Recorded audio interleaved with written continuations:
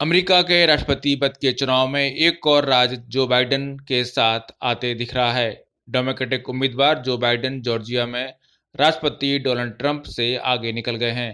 Republican party के गढ़ माने जाने वाले जॉर्जिया में ट्रंप की एक अहम बढ़त मानी जा रही थी, लेकिन अब जो बाइडेन यहां भी ट्रंप से आगे निकल गए हैं।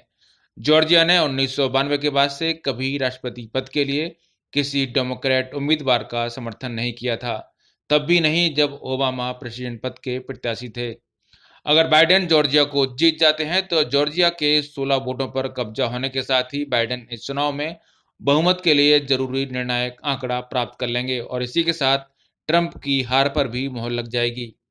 आपको बता दें कि बाइडेन को अब केवल एक और राज्य जॉर्जिया, पेंसिल्वेनिया, नेवादा या उत्तरी कैरोलिना में जीत की जरूरत है और वे राष्ट्रपति पद के लिए 270 का इलेक्टोरल वोटों का जरूरी आंकड़ा छू लेंगे।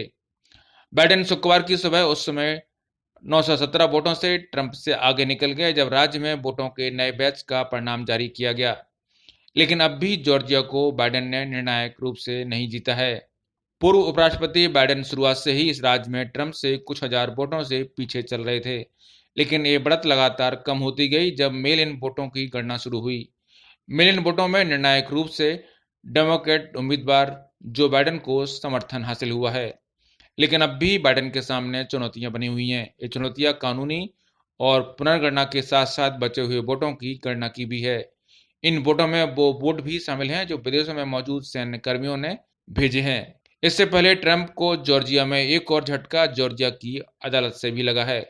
अमेरिका की अदालतों ने चुनाव में कथित गड़बड़ी के खिलाफ राष्ट्रपति चुनाव में रिपब्लिकन पार्टी के उम्मीदवार डोनाल्ड ट्रंप के प्रचार अभियान की ओर से जॉर्जिया और मिशिगन में दर्ज कराए गए मुकदमों को खारिज कर दिया है।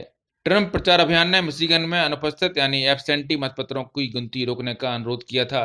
वहीं जॉर्जिया में प्रचार अभियान ने आरोप लगाया कि वहां अवैध मतों की भी गणना की जा रही है। आपको बता दें कि जब कोई व्यक्तिगत रूप से मतदान केंद्र नहीं जाकर अन्य किसी माध्यम से मतदान करता है तो उसे एब्सेंटी मतदान कहा जाता है। इसके लिए अमेरिका के हर राज्य में अलग अलग नियम हैं। जॉर्जिया में न्यायाधीश जेम्स एफ बॉस ने इस विवाद को खारिज कर दिया। उन्होंने कहा कि मैं अनुरोध को अस्वीकार करता हूं और याचिका खारिज करता हूं। वहीं मिशिगन कोर्ट ऑफ क्लेम्स की न्यायाधीश सिंधिया स्टीफन्स ने बृहस्पतिवार को यह कहते हुए मामला खारिज कर दिया कि मिशिगन के सेक्रेटरी ऑफ स्टेट स्थानीय मतगणना प्रक्रिया में शामिल नहीं है। इस संबंध में औपचारिक आदेश शुक्रवार को जारी होगा। आपको बता दें कि अनेक मीडिया संस्थान राष्ट्रपति चुनाव में डेमोक्रेटिक पार्टी के उम्मीदवार जो बाइडेन को मिशिगन राज्य से विजयी घोषित भी कर चुके हैं।